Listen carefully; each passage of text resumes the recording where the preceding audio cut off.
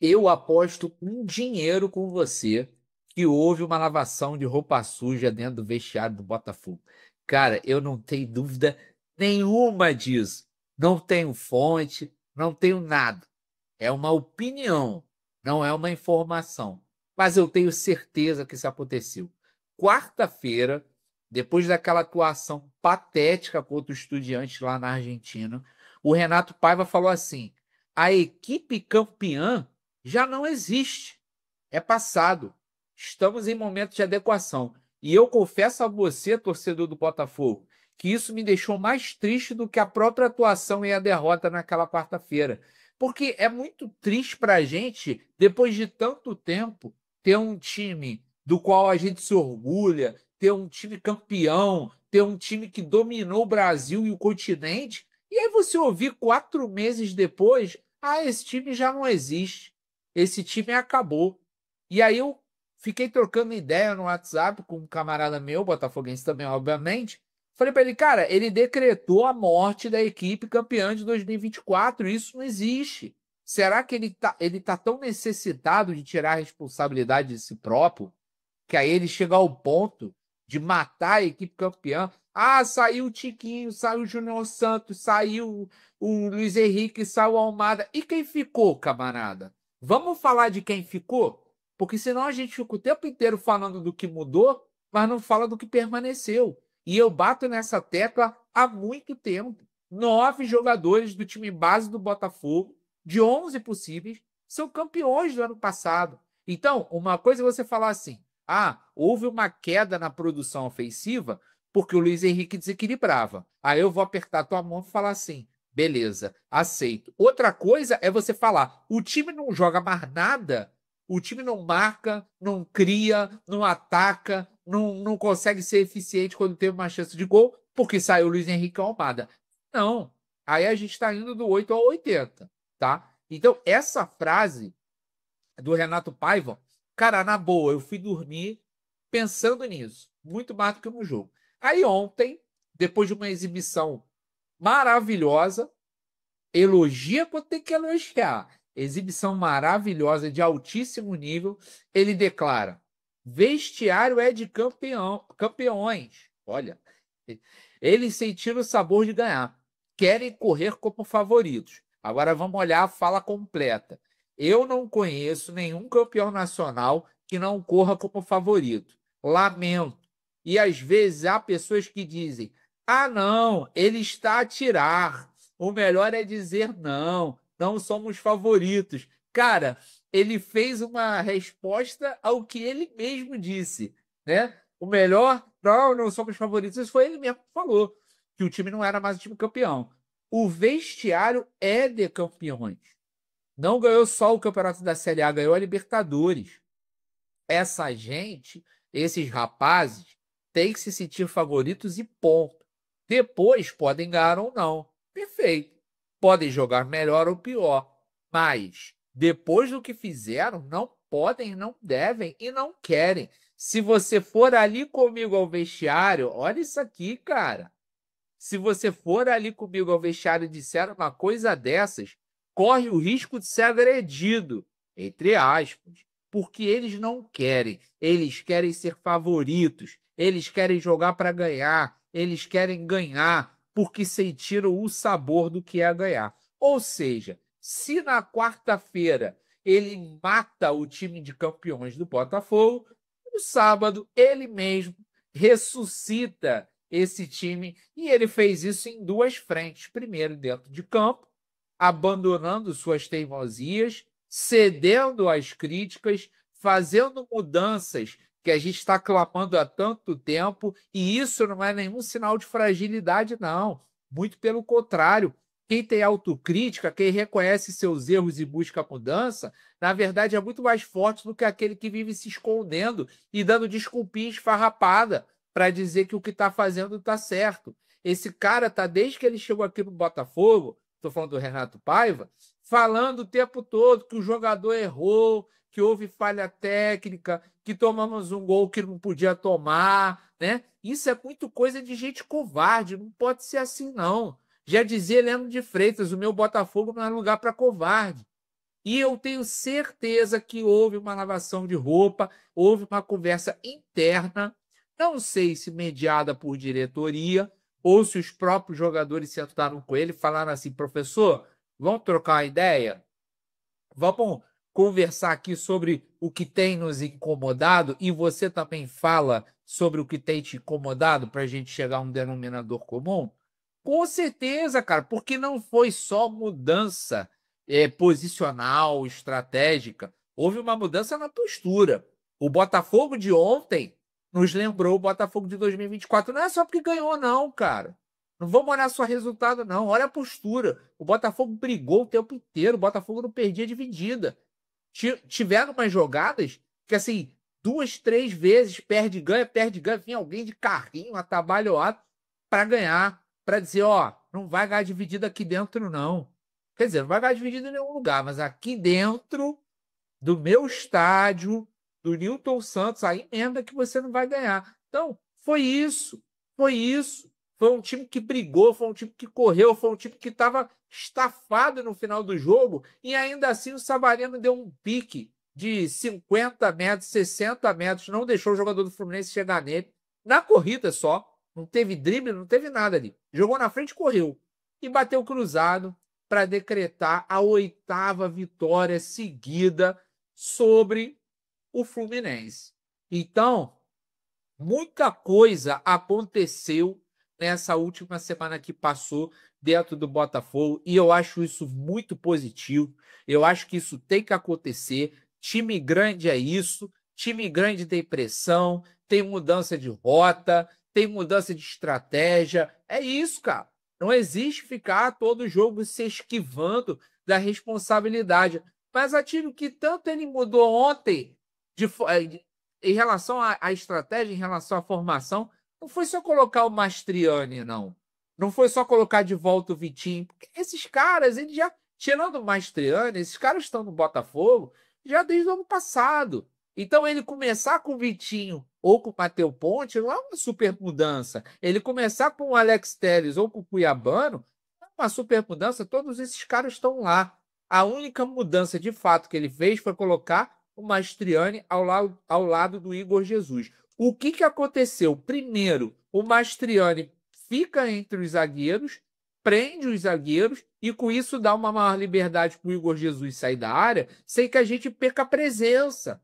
Porque isso era uma coisa que vinha acontecendo. Como o meio-campo não produzia, o Igor Jesus saía. Mas quando o Igor Jesus saía, não tinha mais ninguém dentro da área.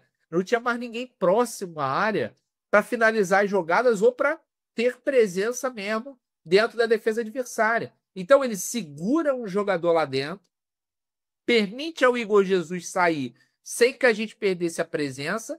Outra consequência foi que o Igor Jesus aproximou do Savarino, então o Savarino deixou de jogar sozinho o jogo inteiro, passou a ter alguém para dialogar, e aí ele coloca o Matheus Martins na direita, muito próximo ao Vitinho, os dois se associando, fazendo jogada de ultrapassagem.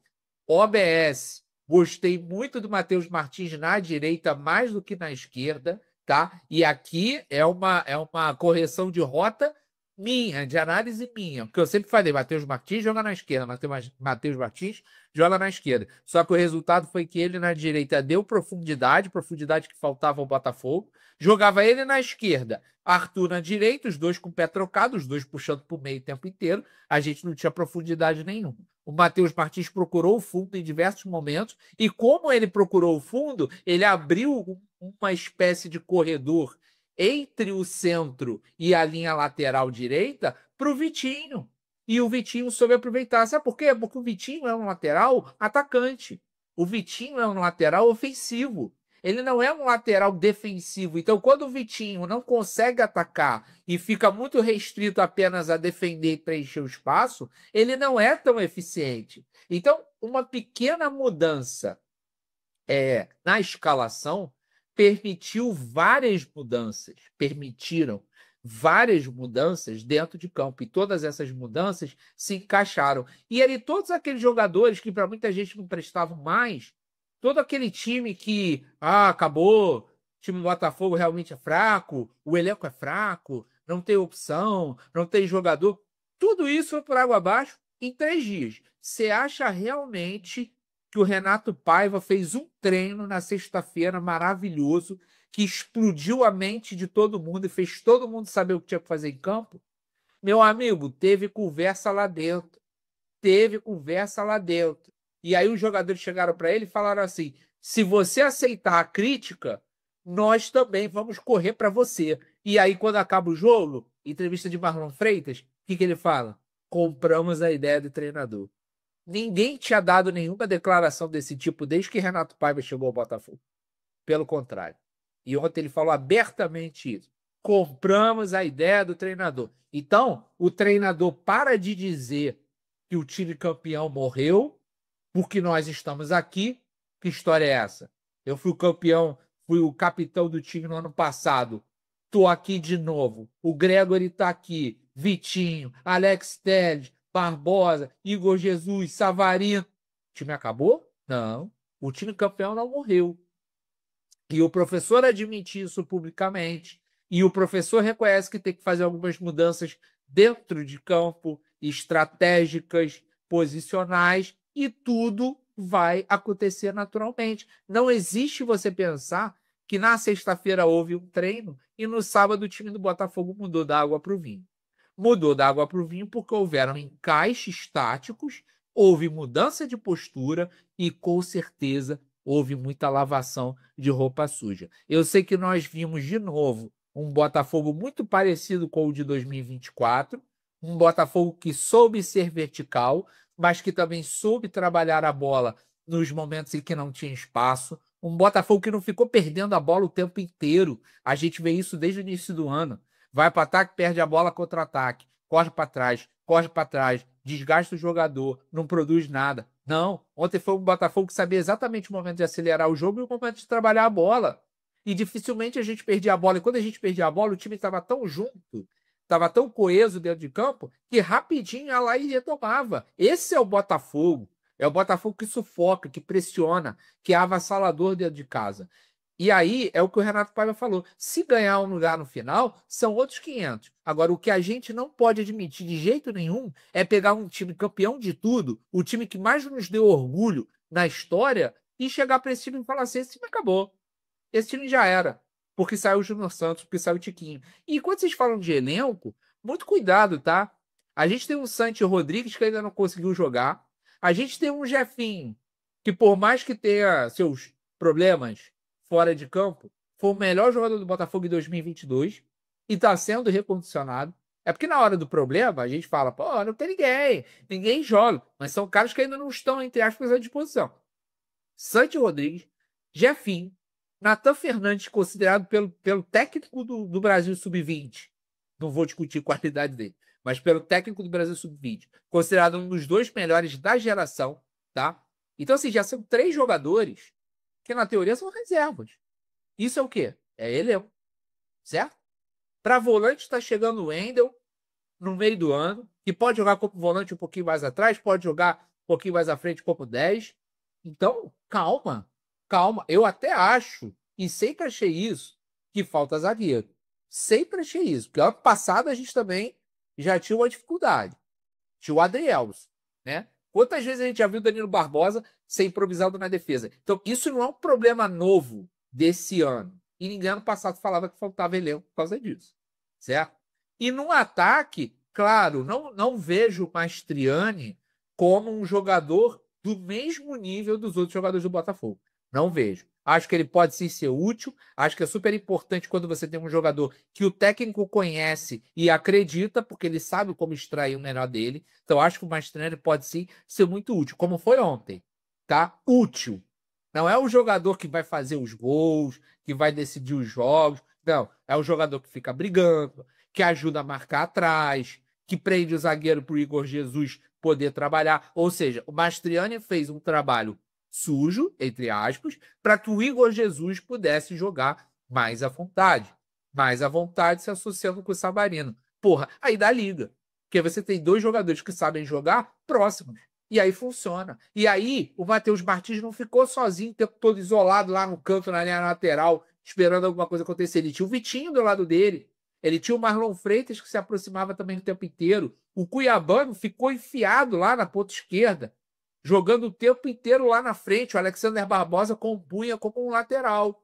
Se você não percebeu isso, depois dê uma olhada nos melhores momentos ou no compacto do jogo. Quando o Botafogo estava no ataque com a bola, o Alexander Barbosa vinha cobrir a lateral esquerda, o Gregory afundava quase que como um zagueiro do lado do Jair, né? E o Cuiabano, ó, pum, lá na frente, espetadão, né? Como o Savarino circula, Savarino vinha muito pela esquerda também, tem com quem jogar. Então é isso, cara, é muito simples, não mudou o elenco inteiro, não mudou o time inteiro, não mudou nada disso. Mudou o posicionamento de uma forma que esses jogadores possam produzir o que eles têm de melhor. E o que eles têm de melhor é muita coisa. Senão a gente não tinha ganho tudo que a gente ganhou no ano passado. Beleza? Esperança, renovada, fé. Renato Paiva não calou a boca de ninguém.